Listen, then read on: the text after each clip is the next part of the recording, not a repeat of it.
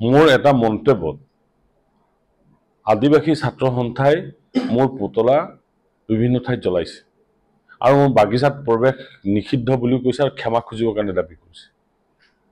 এটা কথা মই ক'বৰ কাৰণে আপোনালোকৰ সন্মুখত উপস্থিত হৈছোঁ যে চাহ বাগিচা আৰু চাহ বাগিচা অধ্যুষিত অঞ্চলত যিসকল শ্ৰমিকে কাম কৰি আছে বা প্ৰাক্তন শ্ৰমিক হিচাপে আছে বা আদিবাসী বুলি কৈ আছে, তাত 100ৰো অধিক জাতি আছে।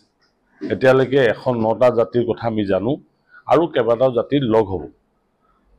এই জাতি গোষ্ঠীবিলাকৰ প্ৰত্যেকৰে এটা এটা সংস্কৃতিবান জাতি আৰু তাৰে 36টা জাতিয়ে জনজাতিকৰণৰ ক্ষেত্ৰত প্ৰাপ্য সুবিধা পোৱাৰ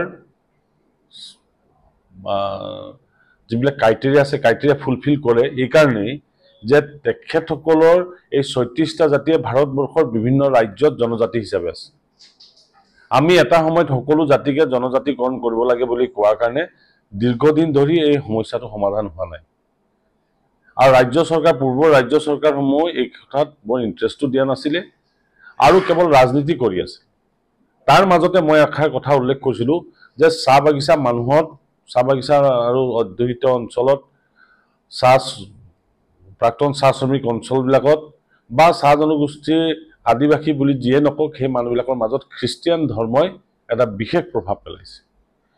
খ্ৰীষ্টিয়ান ধৰ্মৰ প্ৰতি মোৰ ভাল ভাৱ আছে। মই খ্ৰীষ্টিয়ান ধৰ্মৰ লগত জড়িত থকা মোৰ মানুহৰ লগত মোৰ সম্পৰ্ক ভাল আৰু ব্যক্তিগতভাৱেও মই খ্ৰীষ্টিয়ান ধৰ্মৰ লগত মোৰ সদ্ভাৱ আছে।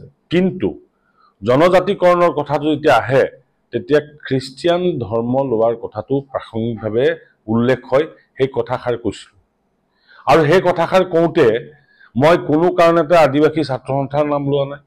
মই কোনো কাৰণে খ্ৰীষ্টিয়ান ধৰ্ম বেয়া ভাল